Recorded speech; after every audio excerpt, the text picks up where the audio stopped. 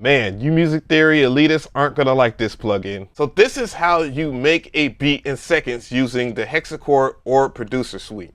So I'm just using whatever they give me for the chord progression. So the next thing I'm gonna do is just insert a melody. I'm gonna let it be random so that you can see the power of this. It's gonna recognize the progression. The next thing I'm gonna do is just grab a bass line. So I need Orb bass. And all I gotta do is just finish out the beat. And you know how simple that could be. Just grab some hi-hats. Then kick.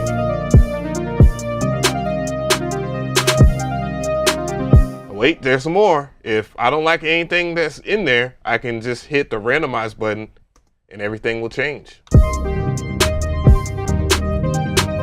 Traptendo.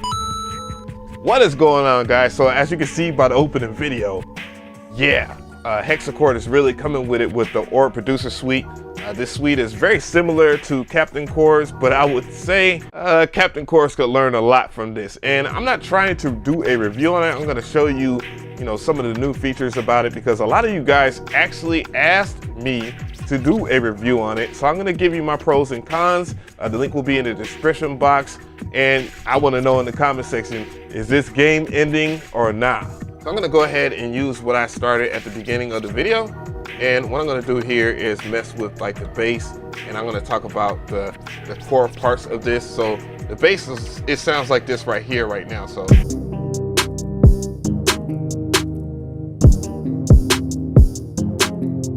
So if you're wondering if you can drag this in and you can mute stuff, because it does have sounds of its own, and I'll show you a little bit later in the video. So I'm just going to go ahead and just drag this into my 808 my 808 channel, and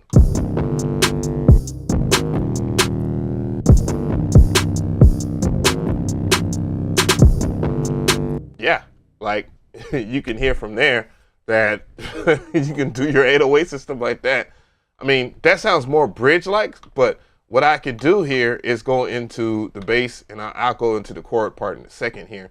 And then you can mess with different things, like maybe the density, the complexity. You can turn on the complexity, and then you can have different kinds of 808s too, or different kinds of bass as far as your bass. And you can do that.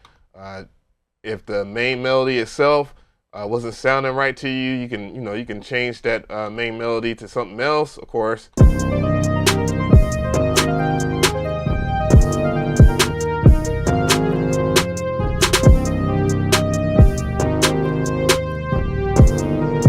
Make it really simple.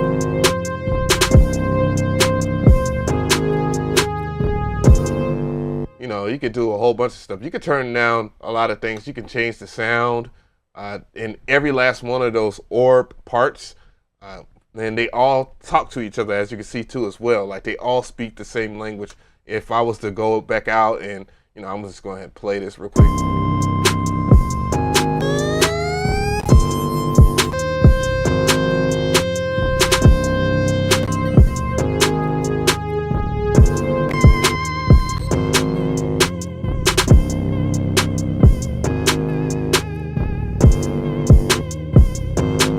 And what's crazy is that this does have its own synthesizer inside of there. So if you're wondering, yes, you can make your own sounds inside of this. What in the world? What in the world? I've been trying to tell these people, these folks, and now a company has done it. But yeah, that's crazy. Like it's its own synthesizer too. But more about the core features here. Let's go into what everybody's going to really care about, and that's the chord progressions and stuff like that, because they're all synced to each other. You can choose to unsync it from your DAW.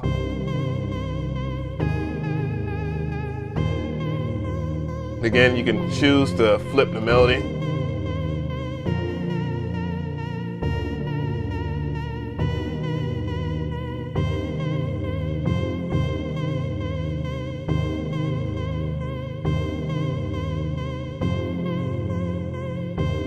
Yeah. Add more density to it.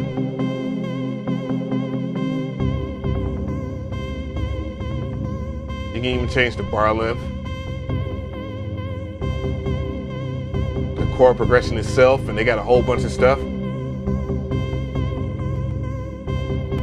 And that's the crazy part about it. Like, you can go from a dark melody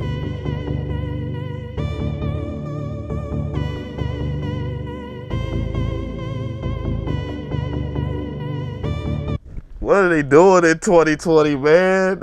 It's crazy, man. It can't get any easier than this. Like, it's like, man, you gotta shut your mouth, because these companies are really coming for souls with these plugins now. So anyways, you have different scales too, of course. You have your major, and then your minor, and then your Ionian, your Dorian, the Phrygian, Lydian, Mixolydian, and you know, if you switch those, of course, it will adjust. So let me go ahead and do that. Let me go ahead and DAW sync it to the transporter to the DAW here, and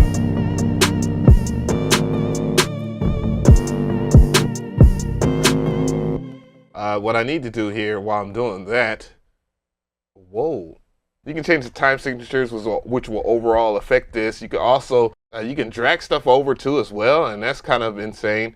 But you got to be mindful of what time signatures that you pick, because if you do drag something over, it will be a little bit more lopsided than normal. So make sure that you do that. You're being mindful.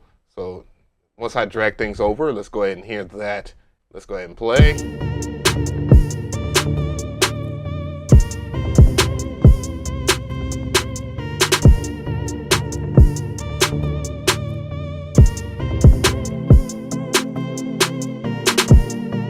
Of course, I can flip it. I can flip it. Of course, you have keys too as well. You can change the key. So if I want something in like a G Mixolydian, I can do that.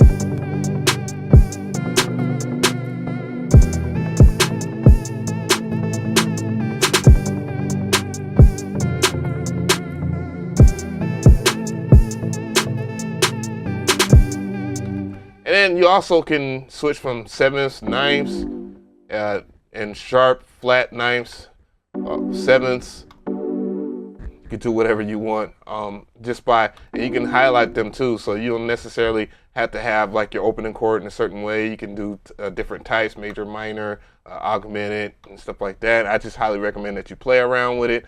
Chord progressions, you could just choose whenever you want, as far as, you know, maybe epic, uplifting, and you know, just have that vibe going and just play.